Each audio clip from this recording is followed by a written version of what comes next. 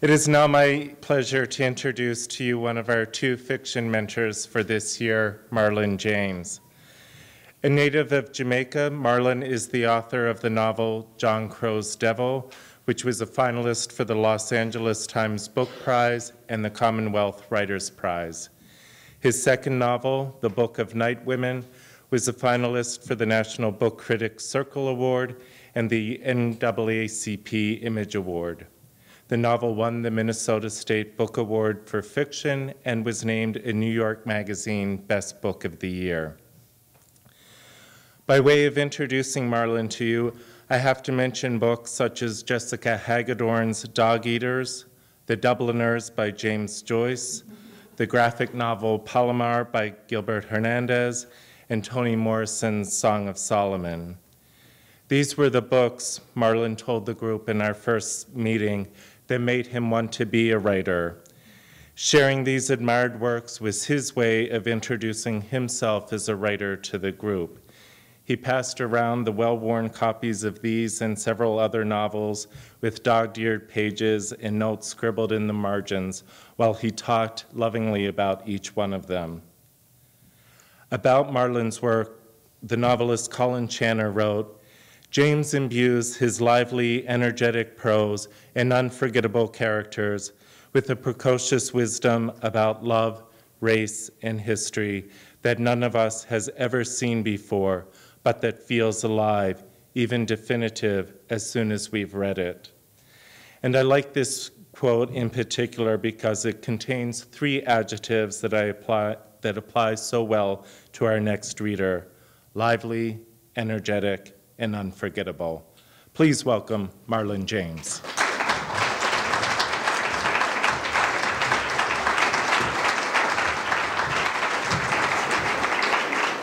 Oh my God, thanks guys, thanks for coming out. Thanks for the laugh for this great opportunity. And if you want more reasons to hate Nathan, he just wrote that. Can't stand the man. No, really, I really can't stand you.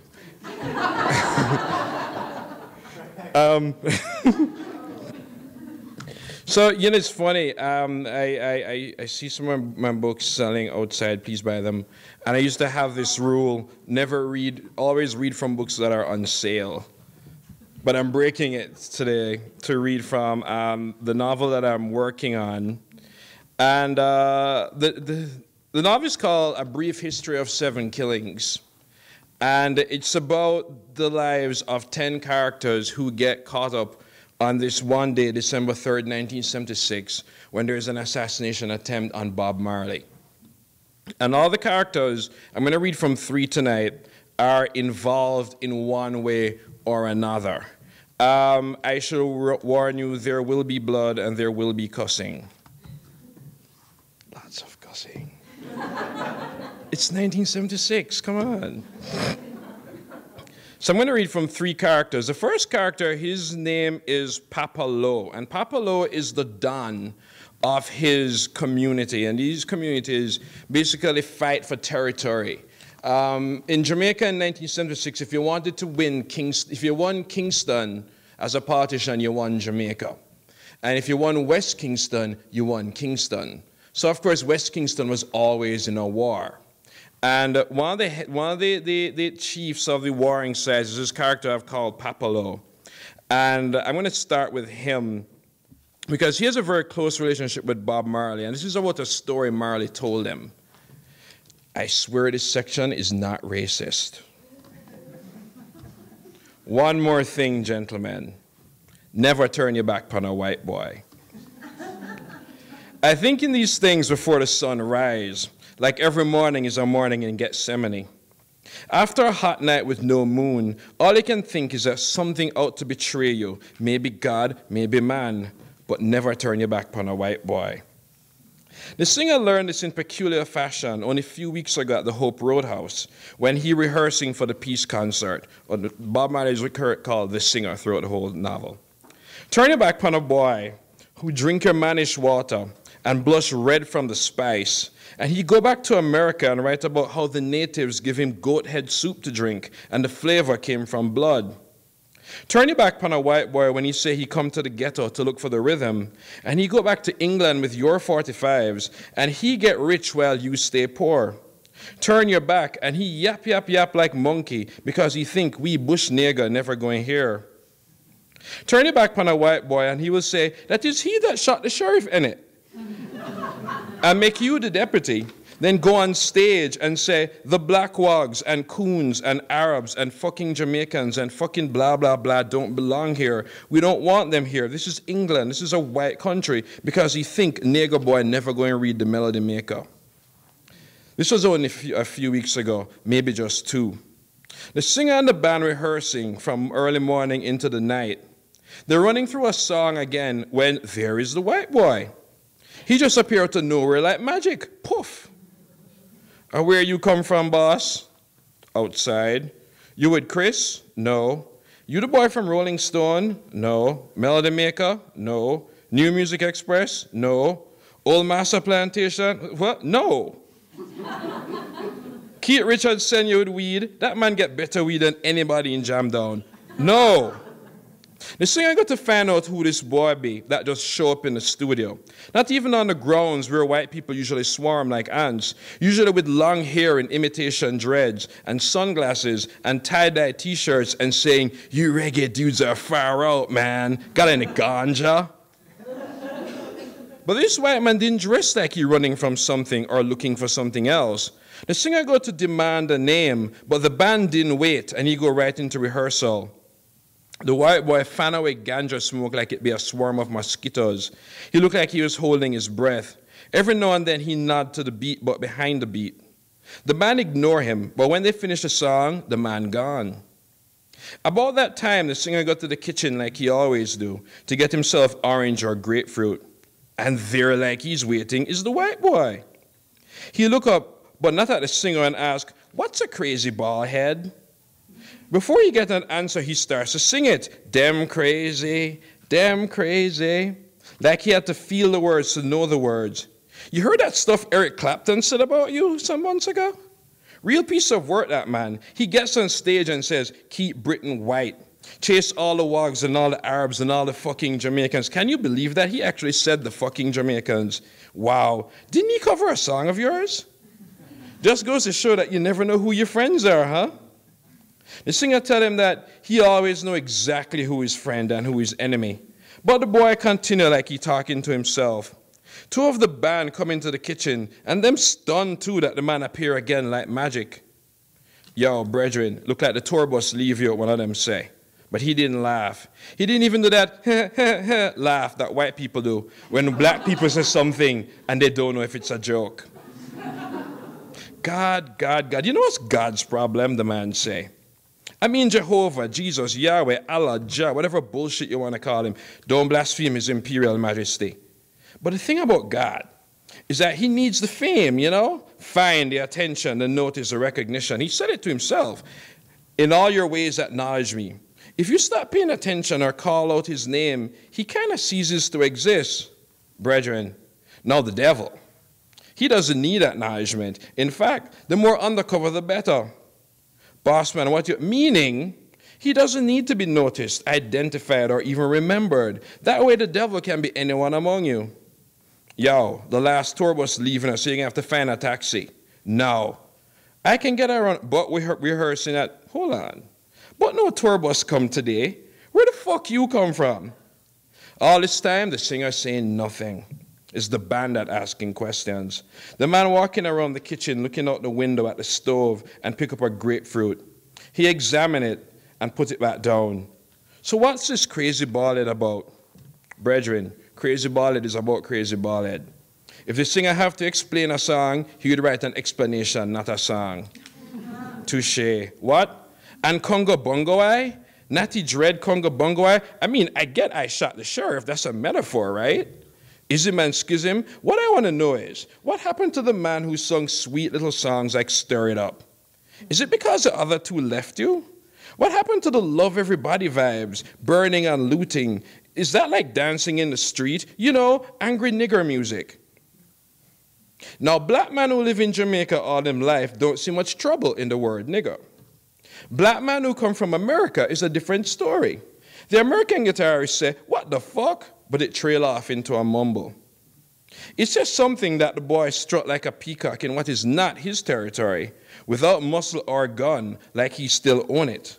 Like, of course, nobody going to touch him. I know things. New album, look like it's heading to #1 with a bullet. You're all booked out. Sweden, Germany, Hammersmith Odeon, New York City. You listen to American radio at all? I mean, I got nothing personally against black people, you know, Jimi Hendrix, right?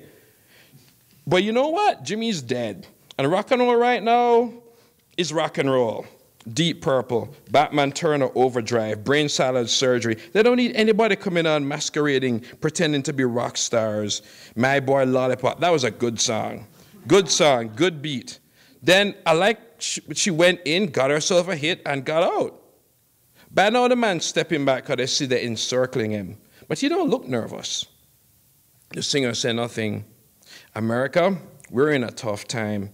Really tough time. We have to pull together. The last thing we need is a rabble-rouser setting off the wrong element. Rock and roll is rock and roll, and it has its fans. It doesn't need... Look, I'm trying to tell you people this nicely. But rock is for real Americans. And you need to stop trying to cultivate an audience. Mainstream America doesn't need your kind of message. So think real hard about these tours. Maybe you should stick to the coast. He said the point over and over, from one direction then the next, with new words and the same words, until he figured that they get the point. The man don't look at nobody while the message sink in, but he wait for it to sink. He says something about not wanting to come back here again. Then he says something about all these performance visas sitting on some overworked embassy clerk's desk. The singer said nothing. My Boy Lollipop. Now there's a song. There's a song, he said, and leave through the door. The room stayed quiet for a minute until somebody shouted about the bumper-clad white boy and followed him through the door, but he vanished. Poof. A man who know him enemy must be on guard at all times. A man who know him enemy must sleep with one eye open. But when a man have too many enemies, he soon flatten them all down to one level, forget how to tell them apart, and start to think every enemy is the same enemy. The singer don't think about the white boy much, but I think about him all the time. I ask him, what the white boy look like, and he draw a blank. Like a white boy, him say. So I'm going to move on. And then the second character is Nancy Burgess. And Nancy Burgess is in a pickle. She is trying to leave Jamaica because she thinks the country is going to the dogs. Except she has no job, she has no dependents, so her visa application was turned down because she has no commitments to the island. She's a flight risk. She'd just come to America and vanish, like so many Jamaicans. So she's now desperate. She is taken to stand up outside Bob Marley's house until he notices her, because she's convinced that since they slept together, the song Midnight Ravers is about her. So in this scene, Nancy Burgess gets a call from her sister, Kim. And Kim is a very big 70s radical, very political, very left-wing, dating this revolutionary Rastafarian boyfriend. So Kim calls her because Kim loves to make Nancy feel like an idiot. So this is a phone conversation, Nancy Burgess. Hello? Well, praise Almighty Jaja. It seems you finally wake up. It's the third time me I call the sister. My sister Kimmy. 2 sentences in, and she's already playing ghetto. I wonder if the sun is up yet. I don't know if I'm up for either it or her this morning. I was really tired. Too much party last night. You hear me? I said, yeah, too much party last night. You're not going to ask me what you must take for it. I already know. You already know what you must take? No, I already know you're about to tell me. Oh, what a way you faced it this morning, sister. Not used to you being so smart. Must be the morning air. Kimmy never makes a point of calling me. Ever since she took up with Ras Trent, who told her to keep her communication with people still trapped in Babylon shitstem as little as possible. He escapes such communication by flying out to New York every 6 weeks or so. Kimmy is still waiting on a visa to go with him. You'd think that Ras Trent, the son of the Minister of Foreign Affairs, could arrange a visa for his queen woman. You'd think the same Queen woman would read something into him not even bothering to try. But everything in Jamaica is up for sale, even an American visa, and I have things to do today.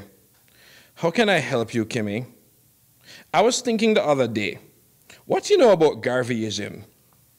You call me at 8:45 a.m., Nancy. It's soon 9 o'clock. 9 o'clock, shit, I have to go to work. You don't have no job. Still, I have to shower. What you know about Garveyism? Is this a radio quiz? Am I on the air? Stop that things make joke. Then what else could this be but a joke? You calling me so early in the morning for no important reason other than a civics lesson. My point exactly, that you wouldn't see it as important.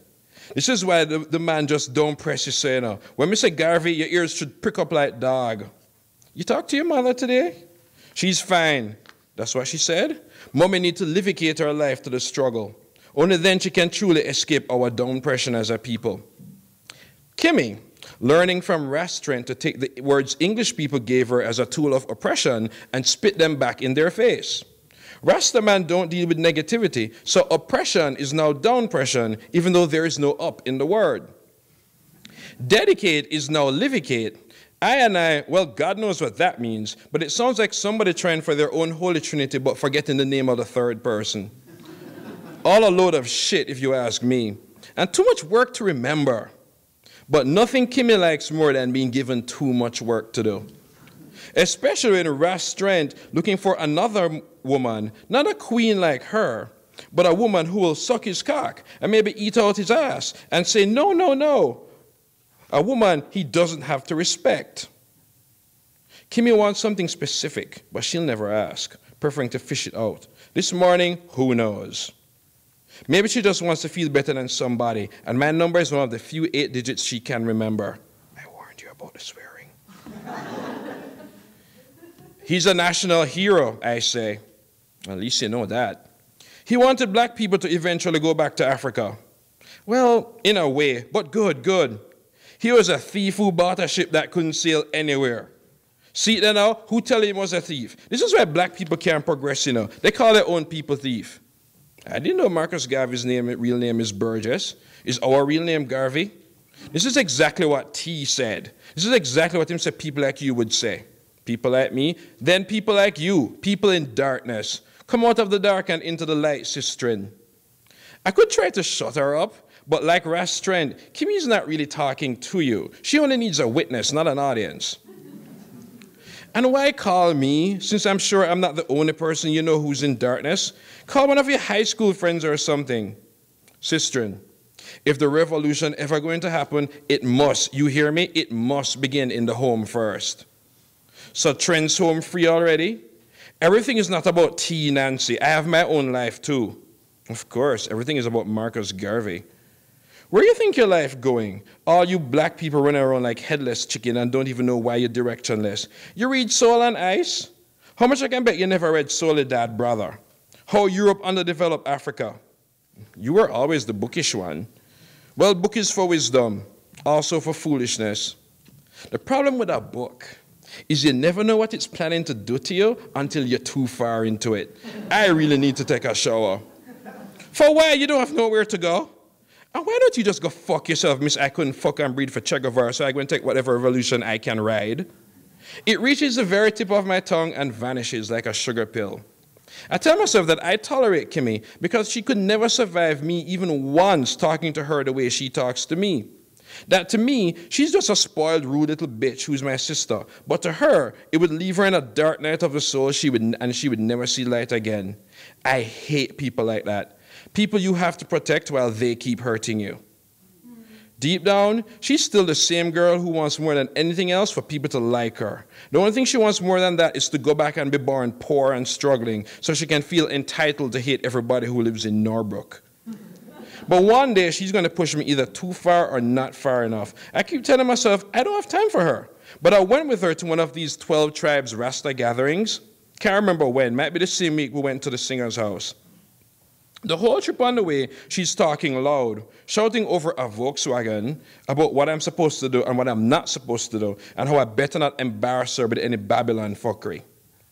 She shouted about how when I reach, I'm going to get swallowed by the positive vibration and livicate myself to the struggle for black liberation, the struggle for Africa, and the struggle for His Imperial Majesty. Or maybe me already too trapped in iniquity to get swallowed by anything positive, because Rastafari must first begin with a fire deep inside you that you can't quench with a glass of water, and you can't wait until it seeps out of your pores like smoke. You have to tear your mind open and let it rage out. That might be heartburn, I say. The last joke of the night. She gave me this, I expected just a little bit more from you look, that she either inherited or studied from mommy. It's a good thing you dress like a righteous woman at least, she said, at the most boring outfit I could find. A long purple skirt that brushed against my ankle when I walk, and a white shirt that I tucked in. Slippers, because I can't imagine Rastafarians liking their women to be in high heels. I can't even remember why I agreed to go. Far as I know, I didn't, but Kimmy was acting as if she had a quota to fill. Like those church cult boys on university campuses who act as if they're going to get whipped if they don't get X number of converts a day. But people funny, boy. When we get to this gathering on Hope Road, Kimmy is quiet. The whole ride over, she couldn't stop yapping, and once she was there, she turned into a nun with a silence vow. Ras Trent was already there, talking to a daughter, and smiling more than he was talking, stroking his beard and tilting his head to the left, while the girl, white but with a Rasta cap, clasps her hands and says what sounds like a heavy American version of, "I'm so happy to be here." Me, I'm so happy to watch Kimmy make sense of it all. To watch her fidget and lean on one leg, then the next, then the first, as if she doesn't know if she should walk over there or leave or wait for him to notice her. All the time, she's silent. In fact, all the women were silent, except the white one talking to Trent. If it wasn't for the red, green, and gold, and that the skirts are often denim, I'd think I was surrounded by a Muslim woman. Far off in the corner, 3 women are lit up by a bonfire they have going, cooking aita or whatever. I'm stiff, a lighthouse with only my head moving, sweeping left to right. I'm already looking for boys, and especially girls from my high school, who form the true light of Rasta, but are really just here to give their uptown parents grief. There's just so much sex you can have with a man who doesn't use deodorant. Maybe to be a real Rasta, you have to be into man musk and woman fish. A lot of women, but they're all moving. It takes me a while to see that they're all getting something to give the men. Food, a stool, water, matches for their weed, more food, juice from big igloos, livication and liberation, my ass. If I wanted to live in a Victorian novel, I want at least men who know how to get a decent haircut. Kimmy was still beside me, still fidgeting. A different woman from the one who just spent the entire car ride talking that she's better than me. Sort of like when what she's doing on this phone call. But I haven't heard anything in the past 7 minutes. I know, I glanced at the clock above my door. Channeling emotional energies toward constructive racial interests, mass sacrificial work, through education in science and industry and character building. Are you listening to a word I'm saying? What? Sorry, trying to swat a fly. A fly? What kind of nastiness swirling inside your bed? I'm not in a bed, Kimmy. Should I even be calling you that? I thought Ras Trent would have given you something other than your slave name by now. Him called me Mariama, but that is just between him and whoever free. Oh, that means you can't until you choose to be free, sisterin. So now that you're free, are you going back to Africa? Typical. Same thing T said. Back to Africa is not even the chief aspect of the Garvey philosophy. Kimmy would never use words like chief aspect. Come to think of it, neither would Ras Trent, who probably spells daughter D-A-W-T-A in order to use less letters.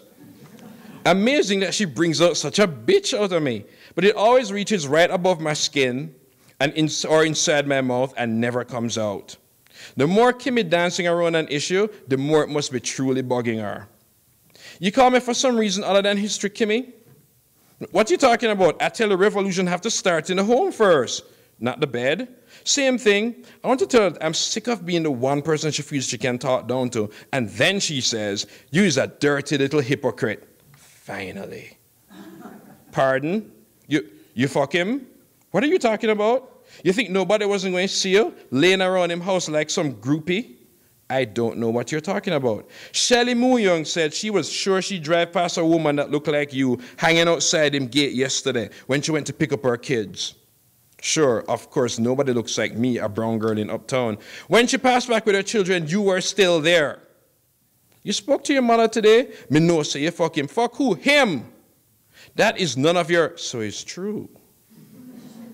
Now you lay waiting him like a prostitute. Kimmy, you don't have other things to do. Like tell your mother that is a shit stim that beat up her husband and her. Nobody beat up mommy. That's what Restaurant tell you? Or did he tell her that his Babylon beat her? Go on, tell me. Tell me what him tell you, because you sure as shit don't have an opinion for yourself. What? Nobody beat up mommy. Nobody beat... Considering I'm sure Restaurant just hold on and take her with you, how the fuck would you know? He must only trying you out, you know. Trying me out. Trying you out because you still can't forget me. Kimmy, most people forget you within minutes of meeting you. It's that pity mommy and daddy don't know you're such a fucking bitch. No, but they probably know you don't bathe no more because you turn in Rasta. I have to go to work. You don't have a fucking job. But you do. And why don't you get back to it? Because Restaurant shit up ass probably need to wipe. You's a wicked bitch. You's a wicked bitch. Usually. I let her berate me until she runs out of breath, but I went too far this morning. I shut up because I don't want to go further. And the only reason I'm sleep with you is to see if good loving run in the family. So I'm going after mommy next. T tell me about you. T tell you everything. You haven't had a single thought for yourself in 2 years. You hear yourself? Calling me about Bumbleclap Marcus Garvey like you're a history teacher. Restaurant sit you down like a fucking 4-year-old and tell you a little history story, and you think, who can I talk down to make me feel bigger than somebody else? And as usual, you call me. Well, I don't care about your history lesson. I don't care about Garvey. I don't care about your fucking Rasta boyfriend who probably licking ass when you go to New York. And another thing, if you think that redskin asshole ever going to help you get a visa to find out what he does in New York, you're even more stupid than that t-shirt you always wear. I want to go on. I have things to do, but I go on.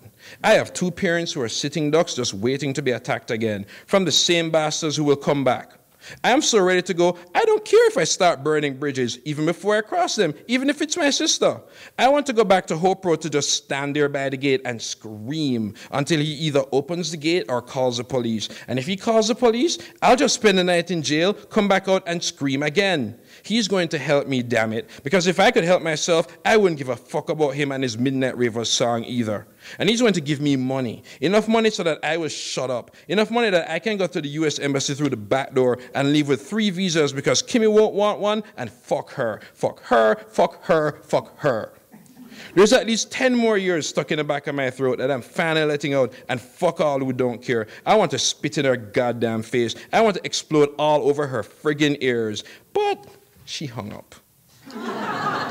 So I'm in one last section. I think I have time. This character's name is Josie Wales. Yeah, we love our westerns in Jamaica, what can I tell you? Every Jamaican can sing the Marty Robbins gunfighter ballads verbatim, including me. I remember I was with a friend and we were all appalled by this, how Jamaicans like country music and Kenny Rogers. And we were like, can you imagine, this just sucks, Kenny Rogers. And without, on cue, we just started, you gotta know how to hold him. And we couldn't stop. Know how to fold him, stop. No, and we sang the entire Gambler song.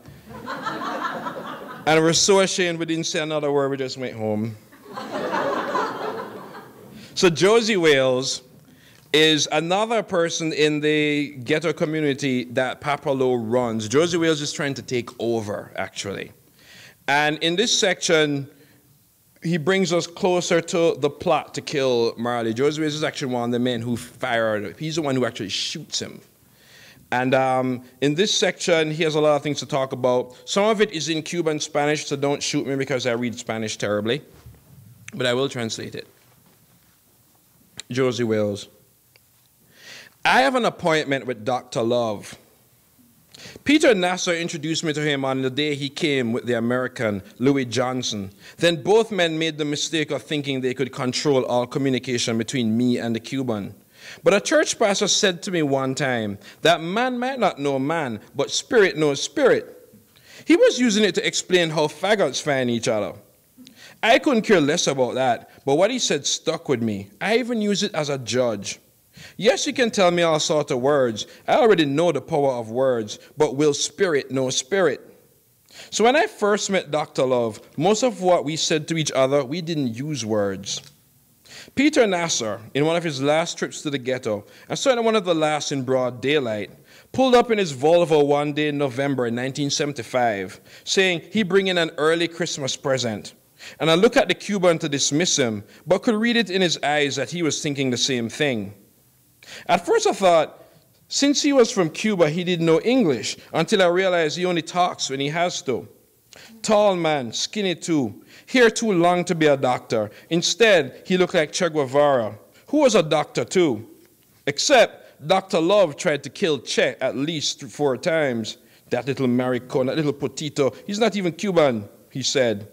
When I pointed out that they were both in medicine and they both left to pick up guns, part of what draws me to the man is just to know a thing or two. How you go from saving life to taking life? Dr. Love said, but we take life too, hombre, every day. The day that Peter Nasser brought him here, he said, this man is going to take you to a whole new level. Here's the thing. Louis Johnson, who still thinks he's in Chile or Ecuador, is in this because America told him to believe it. I hear that even now, in 1976, some schools in America sound an alarm when you don't expect it, and every boy and girl have to duck under their desk to escape nuclear holocaust. Louis Johnson knows Dr. Love because they were both in the Bay of Pigs, Kennedy's little poppy show, to try to steal Cuba that flop in everybody's face. While Peter Nasser and Louis Johnson walk off, the Cubans stayed behind. Luis, he said. Luis Hernan Portillo de las Casas, but everybody calls me Dr. Love. Why? Because counter-revolution is an act of love, hermano. I'm here to teach you things. I already learned enough things from Johnson. And why you people always assume Jamaican people stupid that you need to teach them things? Whoa, muchacho, I didn't mean to offend. But you offend me as well. Me? Offend you? But me don't say a single word to you yet. But you're lumping me with the Americano. So what is your claim to fame then? You heard of this Carlos the Jackal, no? No? Funny, he's heard about you. I taught him a few things because, truth be told, he's a shitty excuse of a terrorist. Catholic schoolboys all wanting to be fucking revolutionaries. I tell you, the whole thing makes me sick. You a real doctor? You sick, hombre? No, you don't sound Cuban. I did my schooling in Oslo, muchacho. You see any boy here? Ha, my mistake. Pero todo es un error en este país de mierda. Not half a mistake as the stupid country you're coming from. Por Dios, hablas español? I nod yes. Man from the CIA, he knows you think. I nod no.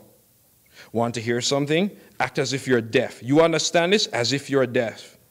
Louis, ¿por qué me has sacado de mi prohibido país para hablar mierda con ese hijo de puta? Luis, nada más sale el negrito de mierda alguna bobera como una carta bomba.